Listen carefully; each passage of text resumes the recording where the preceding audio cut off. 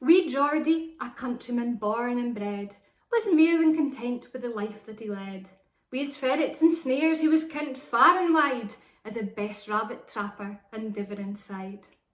The locals for lang had been trying to match him, and Fat Annie for years had been trying to catch him. But courting to Geordie was nae in his plans. Wi' his futrets he felt he'd a neuch on his hands. But ae Saturday nicht coming hame by the hall, he was ta'en by the steer of the annual ball. And though the do was a function for collar and tie, he decided to tack a bit squinty and buy. Wi' tower in his legs to block off funny leaks, he'd drap at the futret, he'd first doon his breeks. I'd hunted about till it settled with ease, in a spotty half wide tween his waist and his knees. Wi' the bar in the halley, the da had a sup, the fleer was fair hobbling, the rabdi was up. Apart fae Fat Annie, the ainly wall flewer, like a 12-steen blin lump looking out for a cure. She was boasting her courage and vodka and lime, when she spotted wee Geordie and wasted nae time. Afore he could dodge her or duck in a nath, he was into her oxter and fechting for breath.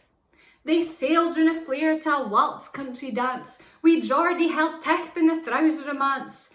But the thought of the futret was weel to the fore, with the pressure o' yon kind the crater would smore.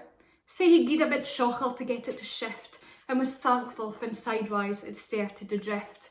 It was then that Fat Annie let loose wi' a skreich, as it crawled up his leg like an 18-inch flech. Weel, twa hunner heads furled to see if it was wrong, and Geordie red-faced didna ken far to gang. He didna see Annie let loose wi' a crack, and the neist thing he kent he was flat on his back. Amid the confusion and general row, a hand sneaked out and loused the bit tow. The women reacted like rats up a spout, like a skirling stampede when a futret come out. When its feet got a grip on the slippery fleer, it changed it a second and into top gear. Ignoring completely the skirled serenade, it shot out a secht among Buck's lemonade. While the women were at the windies outside, and the vote was unanimous, it was there that they'd bide.